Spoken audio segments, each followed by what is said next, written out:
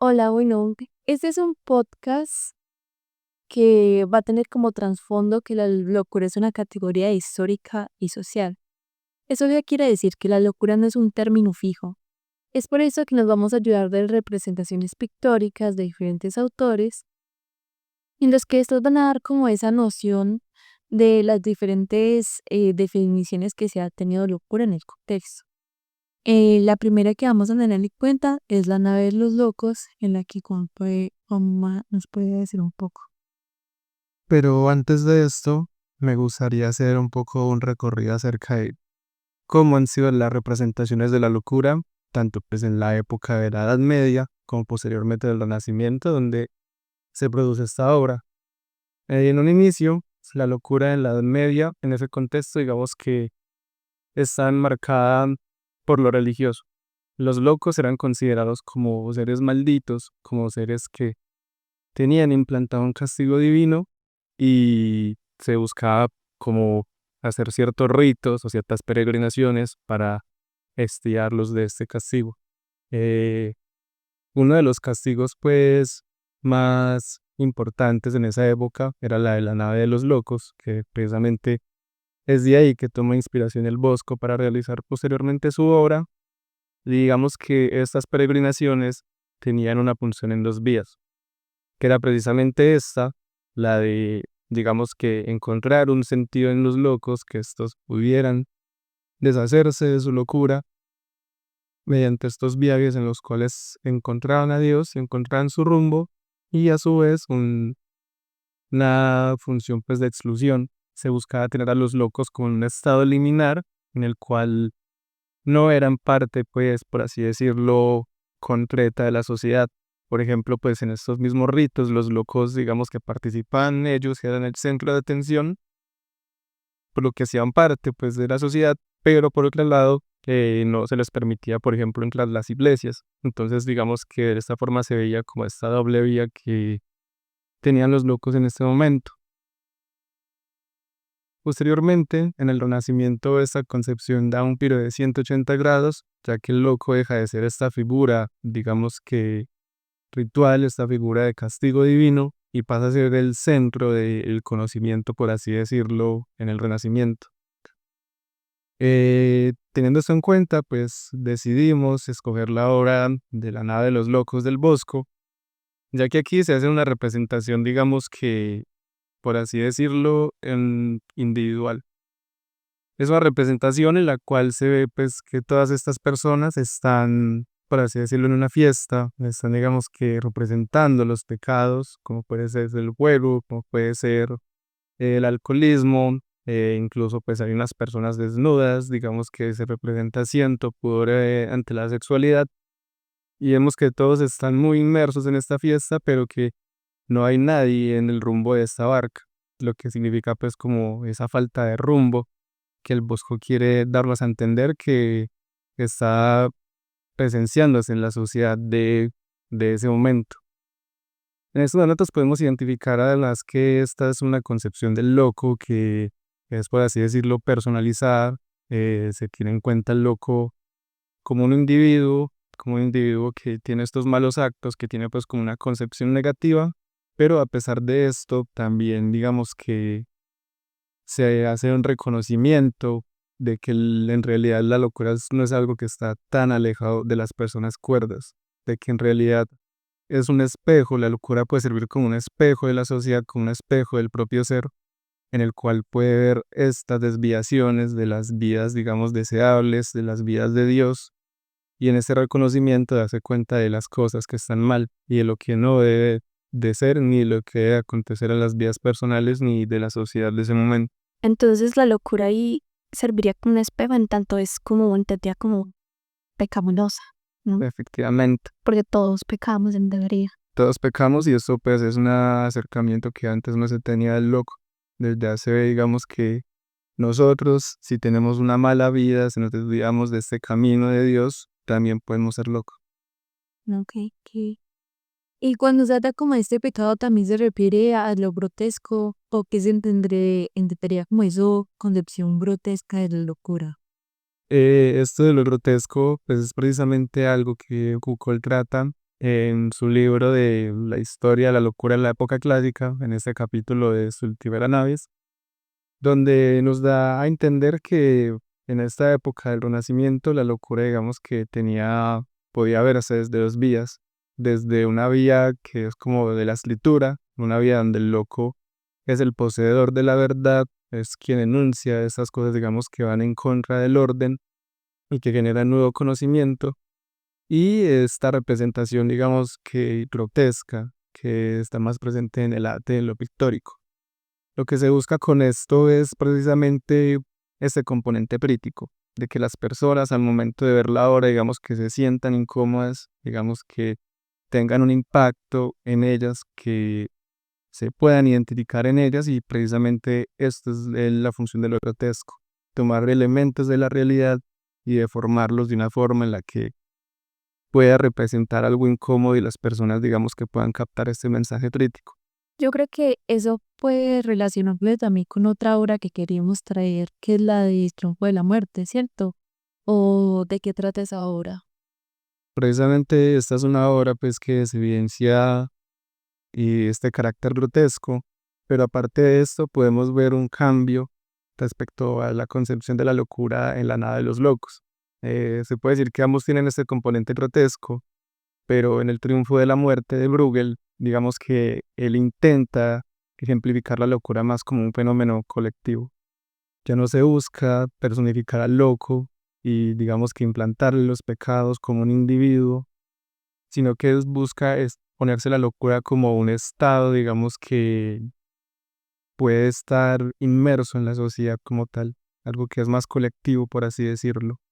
Entonces, como vemos en la obra, pues es una obra en la que Bruegel quería precisamente representar como las consecuencias que estaba teniendo la peste negra en la época, y donde todo es, digamos, que apoderado por el caos. Es como una especie de infierno donde se ve que están ocurriendo muchas cosas, digamos que hay muerte, hay robos, hay muchas cosas, por así decirlo, que representan este caos, y es como esta nueva forma de verlo, que ya la locura no solamente es como un fenómeno al cual la persona puede acceder por los malos hábitos o por el mal camino, sino que es, digamos, que algo a lo que no está exento en ninguna sociedad, de que cualquier cosa que ponga en duda este orden puede hacer que esta sociedad entre en un estado de cólera colectivo.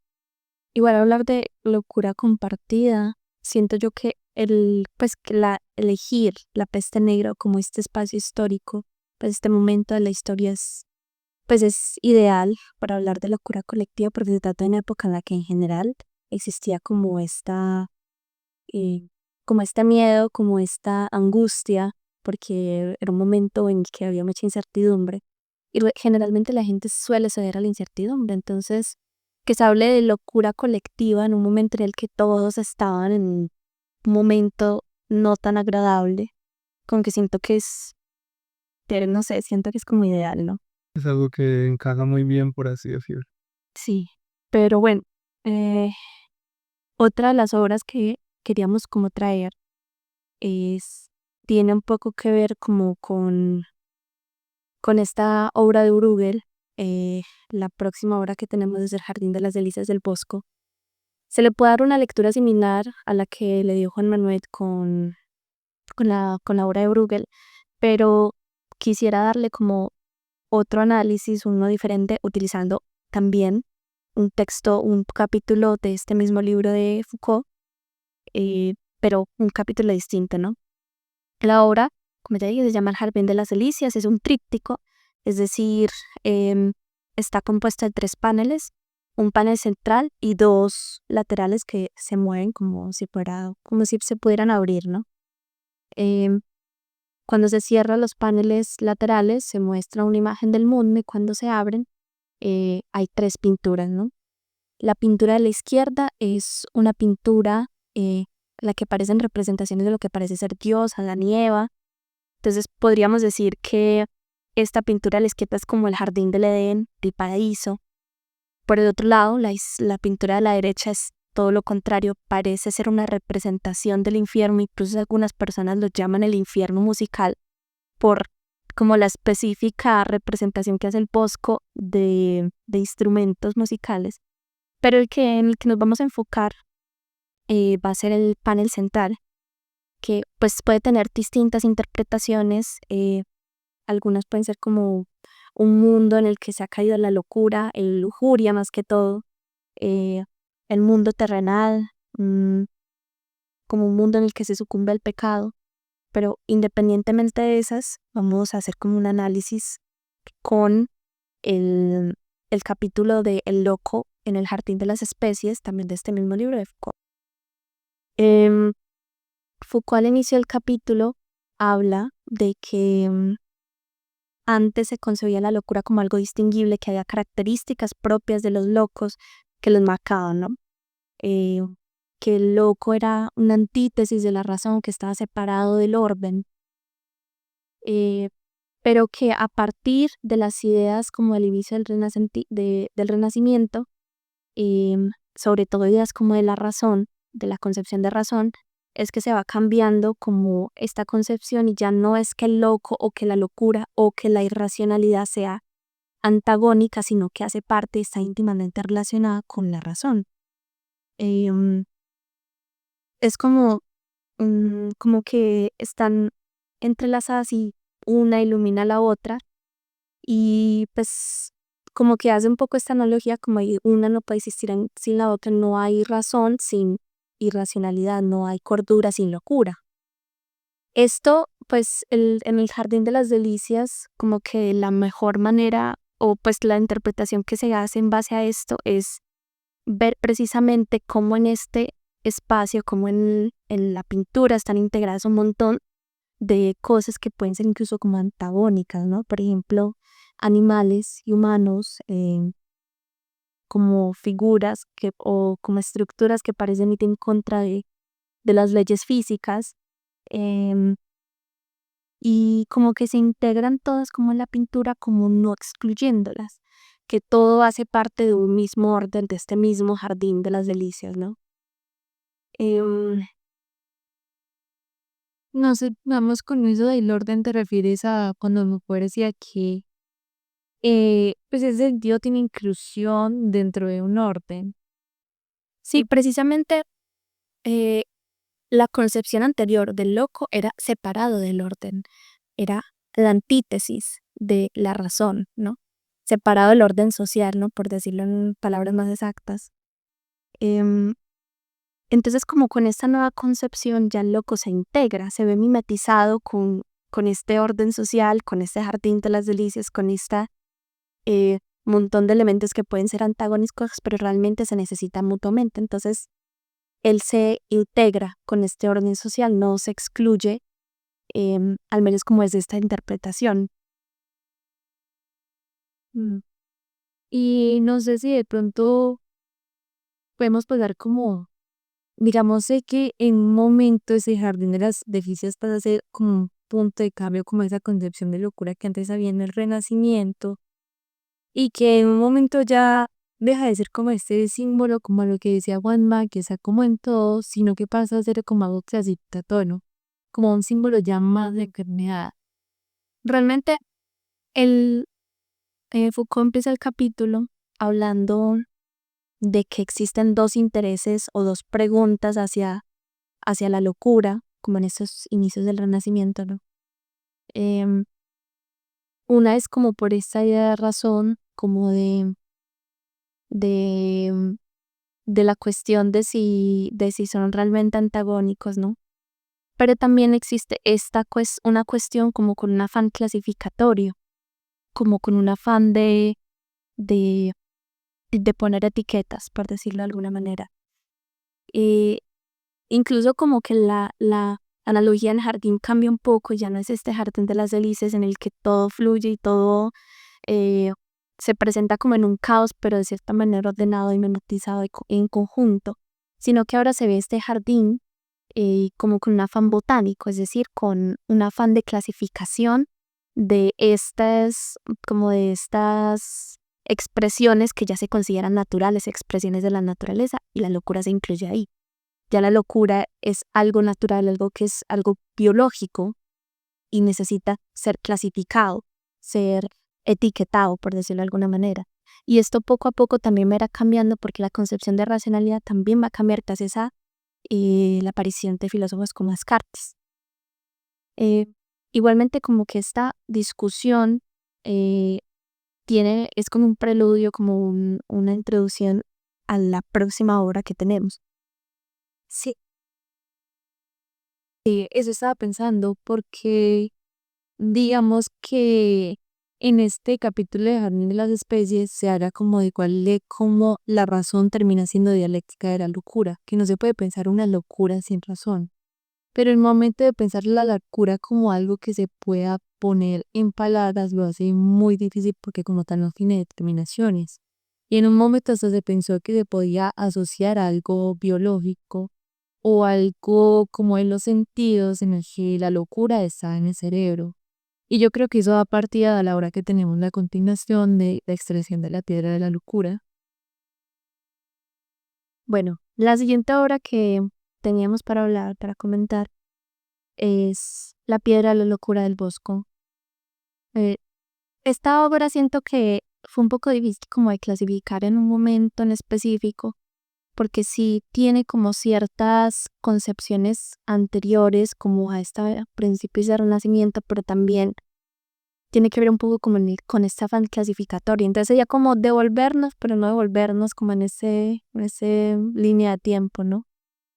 Em, para los que no la conocen, la obra se llama así, La piedra de la locura, es del Mosco, es de 1494 y muestra una escena en la que una persona quirúrgicamente le está quitando esta piedra a la locura a, a un paciente que pues en esa época se creía que la locura era causada por algo, una piedra en la cabeza, y se muestra pues a alguien quitándole quirúrgicamente la piedra con otras dos personas de la imagen, que ya lo veremos un poco más a profundidad. Eh, en esta época siento que eso ya se habló un poco con lo que dijo Juanma con Stulti Ferranavis, y es como que la concepción de locura no era necesariamente como esto de trastorno mental, sino era todo aquello que se alejara de una norma social.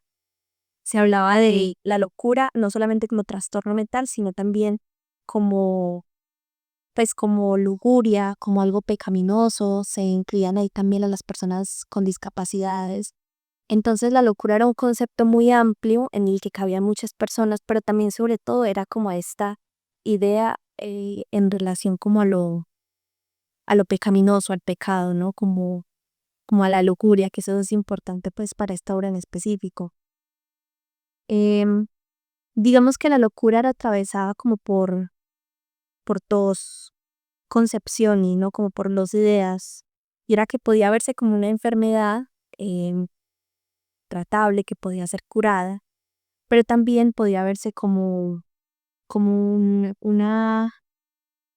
pecado, como algo inmoral, como pecaminoso y que podía castigarse más simbólicamente, ¿no? Bueno, al entenderse como en estas dos concepciones, la que quiero abordar principalmente es entender la locura o como esta ya inmoralidad desde la concepción de enfermedad. Y si se puede ver como enfermedad, o al menos como en esta lógica de la época, se puede intervenir, se puede eh, intervenir quirúrgicamente, se puede tratar, la puede tratar un médico, ¿no? Em, digamos que yo tengo una pregunta, porque en esa hora de la extradición de la piedra de la locura, pues se sitúa como a esa locura como una enfermedad, pero yo no creo que el que lo hizo estaba tratando de eso, sirve como una forma de resistencia a esa autoridad médica, porque vemos como una ridiculización de esa Nicole escena. Bosco yo siento que Utiliza la locura como una manera precisamente de ridiculización y de crítica. Em, en la obra hay varios personajes, además del paciente, ¿no? Y empezando por el que sería como el médico, la persona que hace la intervención quirúrgica, uno de los símbolos es el embudo al revés que tiene en la cabeza, que es como un símbolo, una representación como de la estupidez. O sea, básicamente el Bosco lo llama a ese proceso, a esta persona que lo hace estúpido, ¿no? Como que es algo estúpido. Además, cuando uno mira detalladamente, lo que le sacan de la cabeza no es una piedra, sino que es un tulipán. Pueden haber, hay distintas interpretaciones, incluso hay personas que dicen que ese tulipán es más bien como una referencia pues al origen del Bosco, al holandés. Eh, pero algunos también hacen como referencia pues precisamente a esa concepción de inmoralidad, la locura, porque la flor puede representar la lujuria, ¿no? Em, También en el paciente hay pues una bolsa que parece tener dinero, una bolsa de monedas, que está atravesada como por una daga, y que es como una representación, una idea de, de la estafa, ¿no? Que el paciente está siendo estafado, aunque esta intervención quirúrgica realmente no sirve como de mucho, ¿no? Y además está la monja y el fraile, el clérigo, ¿no? La monja con un libro en la cabeza como una representación de la ignorancia, y el clérigo como una jarra que puede ser como de alcohol, de vino, que es una crítica específicamente como a las instituciones, como a la iglesia. Entonces, realmente como que esta pintura del Bosco parece ser en general como una crítica a, a esta autoridad médica, aunque no solamente médica, sino también eclesiástica, y es como una crítica a no solamente a ellos como instituciones y como autoridades, sino también como al manejo que tienen o a las concepciones o ideas que tienen de la locura y cómo se trata y cómo se concibe, ¿no? Sí.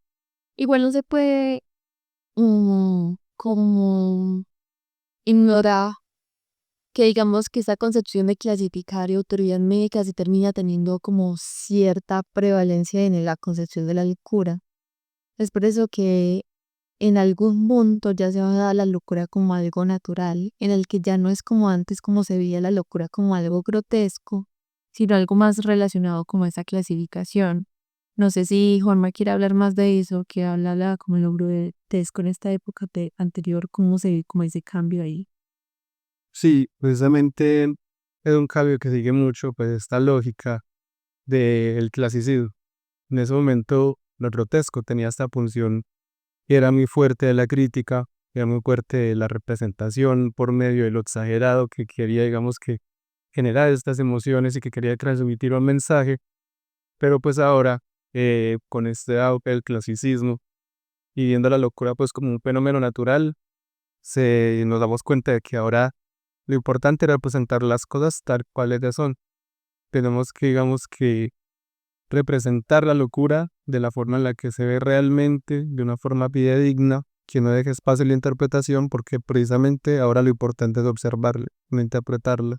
Ok, yo de aquí la del afán botánico, que hablas desde el jardín con el afán botánico. Sí, digamos que Kwame introdujo una concepción que fue muy importante, esencial como para ese cambio de la locura que fue el clasicismo, como ese predominio de la razón, que se ve como en el siglo XVII con la llegada del Descartes, ya se priorizó que las personas como esa idea de razón, entonces la locura entra aún sin razón. Entonces, en un momento, cuando veíamos como el grotesco, las personas como que tenían igual ese carácter individual, ese misticismo, donde la locura todavía podía ser escuchada. Pero el momento de que se vuelve tan prevalente la razón y los locos llegan a ser sin razón, y por lo que son sin razón, si yo los escuchara o me pongo como en cuenta de lo que dicen, me volvería a mí una persona también sin razón. Y entonces ya van a ser como esta locura silenciada, ya como no, pues no como se veía antes, sino que ya ni siquiera el loco puede hablar, porque si yo escucho, yo también estaría cayendo en esa misma locura de él, estaría cayendo en ese sin razón y no podría escucharlo. Y esto se ve muy importante, digamos, en otra obra que se trae más adelante, o bueno, en ese momento, que es La Casa de los Locos de Francisco Goya de 1812-1819. Pues se ve como igual este contexto que da paso como esa ilustración, ese paso como de prevalencia de la razón, y que digamos que con esa prevalencia de la razón también se empieza a ver muchas instituciones. Entonces, por ejemplo, ahí vemos como lo del gran encierro, en los que ya esas personas como ya quieren ser silenciadas, también quieren ser corregidas y también quieren ser usadas para trabajar. O sea, se empieza a ver es esa locura. Eh, Personas que son, digamos que están sentadas como en esa ociosidad, que no tienen como nada que aportar en el mundo. Entonces esa inclusión sirve como un medio para encerrarlos y para una forma corregirlos mientras son puestos a trabajar. No sé si Juanma quiere agregar de todo eso. De que sí, pues tal como tú lo dices, también es muy curioso pensar que esto deja al loco en una posición muy distinta a como se veía antes. Antes digamos que el loco era una figura central, incluso pues en la Edad Media, que a pesar de ser excluido, digamos que toma este lugar que antes era impuesto, por ejemplo, a los leprosos. Digamos que este lugar de ritos que, digamos que permitía a las personas expresar pues como esta religiosidad y posteriormente pues que como vimos era una figura muy importante para el conocimiento. En estos momentos pues ya con este el clasicismo, la figura del loco queda, por así decirlo, en un segundo plano, ya que en estos momentos el interés, como tú lo dices, es más que todo el orden, de que todas estas personas que pongan en riesgo el orden establecido o los intereses de los poderosos que lo estén aportando, por así decirlo, a esta sociedad, son recluidos y son castigados y digamos que el loco se enmarca dentro de esta figura, pero que también está acompañada por vagabundos o prostitutas, entonces por así decirlo, el loco queda en este segundo plano. Sí, y yo creo que ahí entra un poco también lo que decía Laura, cuando la extracción de la tierra de locura era una forma como de resistencia, como se estaba tomando la locura en esa época. eh, Se interpreta como por Goya, que también quiere hacer una crítica como a esa forma de institucionalización, porque como decías antes, había como los locos eran grotescos, como alegóricos, ahora son cuerdos reales y sufrientes, donde no se caracteriza individual, sino que todos entran ahí. Todos están desnudos, en la obra todos están desnudos, todos están como en ese sombrío, todos son puestos en ese silencio, en los que no quieren ser escuchados. Entonces, como que esa obra igual es una crítica como a ese silencio que es de parte como de esa época de locura, de la institucionalización, el querer que se corrijan y en fin de querer escribirlos para no ser escuchados y solo verlos como un mano de obra. O sea, ya no hay como nada característico en esa locura, sino que todos entran en esa institucionalización que lo media. Los de pues solamente digamos que la funcionalidad que tenían era precisamente la de contribuir al orden, que precisamente por ahí iba encaminado su castigo, en ponerlos a trabajar en que fueran útiles a la sociedad. Sí, o sea, se vio también como una forma de castigo a eso. Acá sigo eso, pero igual era como por esos medios como de control. También siguiendo con el autor Goya, digamos que se puede haber como un cambio, esta noción de locura con su obra El sueño de la razón produce monstruos. Digamos que esto lo asociamos como a lo que hablaba de razón en el texto de El jardín de las especies. Sí. Por de las especies. Porque al final, en esa obra, o sea, se ve como igual esa razón en dialéctica a la locura. O sea, como que al final el hombre no se puede separar de esa sin razón, porque hasta la razón termina permitiendo como, o sea, hasta la locura puede ser una herramienta para producir cosas que terminan siendo como razón. No sé si me voy a entender, no sé cómo se explicarías eso. Por ejemplo, en un momento del texto habla como de esa locura del amor, como de esa locura de que realmente muchas emociones y muchas ideas y muchas experiencias humanas no serían precisamente lo que son sin cierta locura y sin cierta irracionalidad. Que precisamente por eso hablaban en el texto, por eso se decía en el texto como esta idea de que ambas se complementan y ambas eh, se entrelazan, se iluminan la una a la otra, porque sin una no puede como realmente existir la otra, como que no son como procesos o situaciones antagónicas. Sí, y digamos que ya hay como en esta vida de modernidad donde se planea que como que el sujeto está inmerso como en esa racionalización, pues entra que pues esa locura no está afuera, sino dentro del sujeto moderno. O sea, el sueño de la razón produce monstruos, como que igual el sujeto no se puede diferenciar de esa locura en cuanto también tiene la capacidad de razonar. Entonces, sí, pues no sé si quieren complementar algo de eso, ¿no? Realmente ese fue como pequeño eh, recorrido histórico como de las concepciones que hemos tenido a lo largo pues, de diferentes épocas de lo que es la locura. Entenderla también, como dijimos al principio, como una construcción social que depende pues de la época y de las necesidades de ese momento y que incluso pues se trasladan a nuestros tiempos, a nuestro momento, de estas concepciones de locura y de estas concepciones de cordura también. Tenemos ciertas cosas que todavía prevalecen y que digamos que se ponen en evidencia en distintas cosas de cómo incluso nosotros hacemos psicología y cómo vivimos, por ejemplo, la psiquiatría, los hospitales mentales, etcétera, ¿no?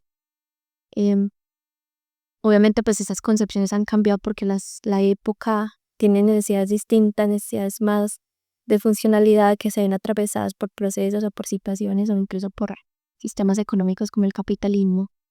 Y eso ha cambiado también esa concepción de locura y de cordura y de cómo tratarla, cómo se ve o cómo se vive. Sí, o sea, sí. Yo creo que como con lo que hemos visto de este podcast se puede entender como que la locura hace parte de la condición humana, sino que el momento como de la historia termina, digamos, particularizando como esa determinación que terminan excluyendo como digamos a lo que, estos son los locos, pero digamos desde aquí se puede poner en cuestión algunos temas tocados como en la clase que estábamos viendo de fundamentos de clínica, digamos como que se quiere poner en cuestión como funcionalidad, una ocasionalidad, digamos, con el DSM o como, digamos, estos mismos conceptos de lo que es anormal o bueno, lo que tiene que ser visto como no a la normalidad, igual tiene que ver con un contexto y con ese momento histórico en el que se está situando. Sí, básicamente es como una invitación a la reflexión, es primero que todo de nosotros como psicólogos, de que precisamente aventurarnos en ciertos momentos a hacer ciertos diagnósticos o a clasificar a las personas pues dentro de ciertas patologías es algo que, como vimos a lo largo pues de este recorrido histórico, no es digamos que algo biológico, no es algo que nosotros podamos, algo estático, sino que es algo que se va construyendo a la par de el pensamiento, a la par de el sistema económico, como dijo Laura, y de muchas cosas pues que van en nuestro contexto y que además que pues es un contexto que varía mucho, que es muy diferente acá, es muy diferente en los lugares del mundo y que son cosas que realmente hay que tener en cuenta. Sí, y yo creo que digamos que también se puede incluir como conclusión que la pintura también sirve como una forma de expresar de pronto eso que no está pudiendo ser dicho por, digamos, por lo que se está prevaleciendo como de lo que debería ser. Entonces la locura, perdón, la pintura termina siendo como también una expresión de ello y digamos que en esas obras se ha podido ver como un poco de que se están entendiendo por locura o bueno, interpretarlo de esa manera como un complemento para seguir como todo este recorrido. Como una representación también de distintas maneras en las que se ve la locura, pero no solo eso, sino también como una crítica, bueno, no son tantas obras como Boya y el Bosco. Entonces, que sí, no solamente es como una, una muestra de lo que se vive en la época, sino también una manera de criticarla y de ponerla en duda, ¿no? Bueno, muchas gracias. Síguenos para más. Bueno, suscríbase. Denle like, por favor. Ay, no, yo quedé como alcohólica.